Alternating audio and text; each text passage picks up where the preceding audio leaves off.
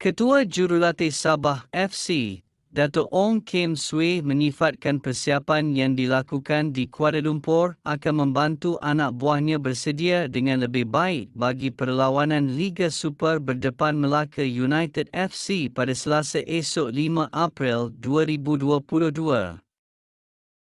Sabah ketika ini berada di Kuala Lumpur selama 1 minggu bagi melakukan persiapan rapi menerusi perlawanan persahabatan menjelang aksi di Stadium Hang Jebat minggu hadapan.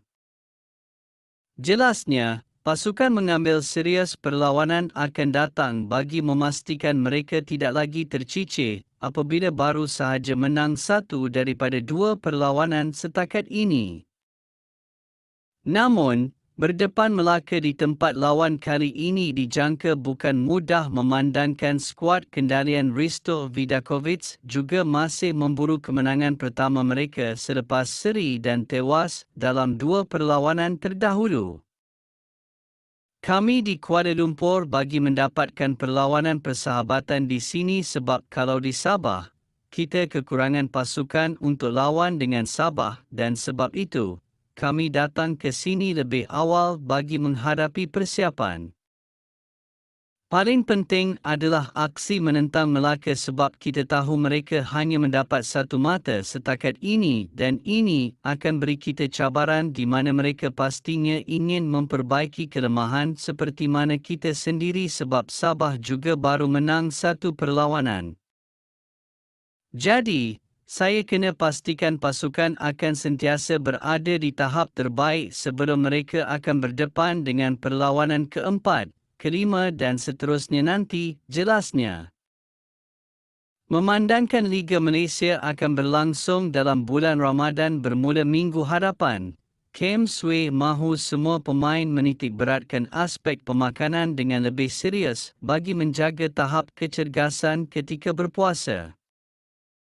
Dengan perubahan waktu sepak mula pada bulan Ramadan, beliau percaya anak buahnya tiada masalah untuk menyesuaikan diri bagi memastikan pasukan tetap konsisten menghadapi perlawanan.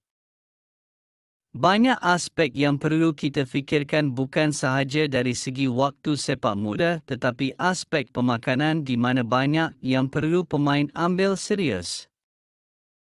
Kita tahu puasa hanya untuk Muslim. Tetapi pada masa sama ada pemain yang tidak berpuasa seperti pemain import, jadi sudah pasti waktu pemakanan mereka akan berbeza. Dan apa yang pemain makan itu adalah satu faktor paling penting sebab apabila kita beraksi jam 10 malam, berbuka pukul 7.30 malam, jurang waktu 2 jam setengah itu mereka tidak boleh makan makanan yang terlalu berat sebab ia akan beri impak yang berbeza. Tetapi, saya tidak perlu fikir perkara negatif mengenai situasi ini sebab semua pasukan pun akan bermain pada waktu yang sama.